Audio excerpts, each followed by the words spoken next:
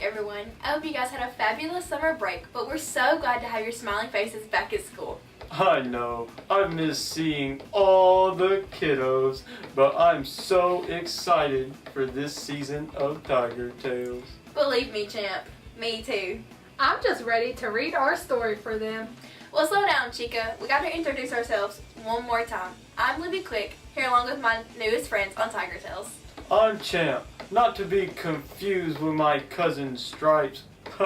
I miss that dude. And I'm Emmy, one of the newest members on Tiger Tales. Now that you know our names, we have an awesome story about a special friend that enjoyed their summer break. I have got an idea. And what's that, Emmy? We should teach them about the story element setting. That sounds fantastic! Great idea, guys. The setting of a story is where the whole story takes place. So, if I was to make a story about playing football, the setting would be the football field? That's exactly right, champ. So, the story we're about to read has many different settings.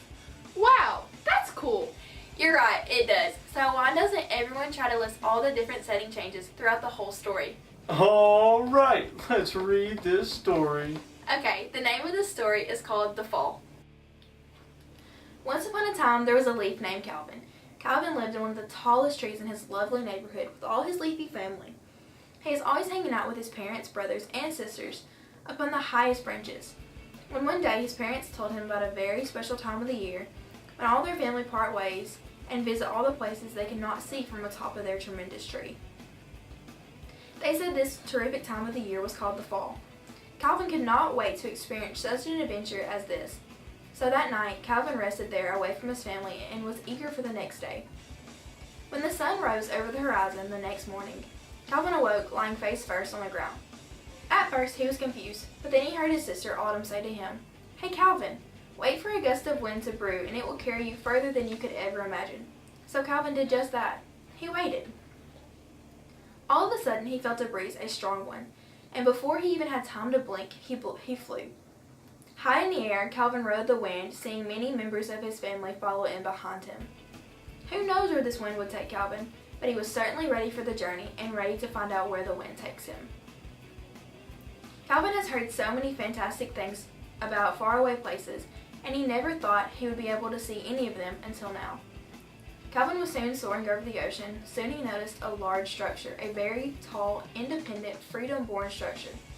He flew above one of the greatest landmarks that America has to offer, the Statue of Liberty.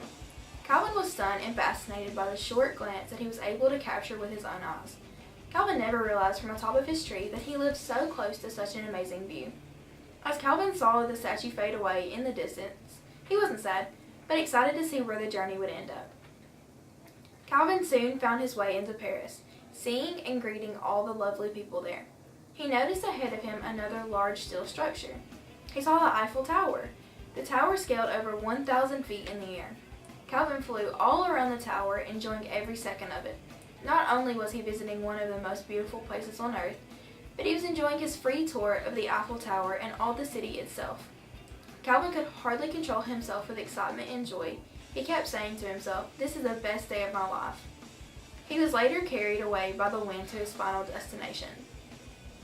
Calvin soon found himself soaring above the Great Wall of China.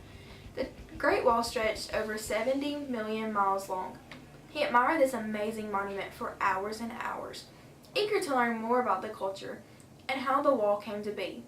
Calvin was eager to learn and see even more about every culture out there, but unfortunately, Calvin noticed the sun start to set over the horizon, the sky was dimming, the day was getting long, and the light was getting dark.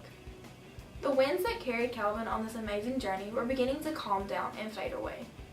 Calvin was having his last little bit of fun before he slowly floated to the ground for a good steady rest. Calvin lay there among the ground surrounded by thousands of other leaves. They were all strangers to him until he saw his mom and dad there beside him, nearly a foot away. They asked him if he had a good day, and he replied, "It was the best day of my life." Then he and his family all shut their eyes and prepared themselves for the terrific day they had in store for them tomorrow and the amazing places that they would visit.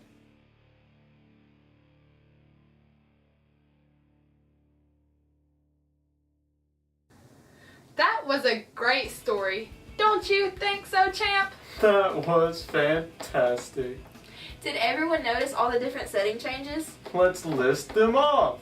There was the Statue of Liberty and the Great Wall of China. But don't forget the Eiffel Tower. All those are right. Well, don't forget what the story element setting means. It's where and when the story takes place. Great job, Champ. Well, that's all we have for this week. Until next time, Bye. bye.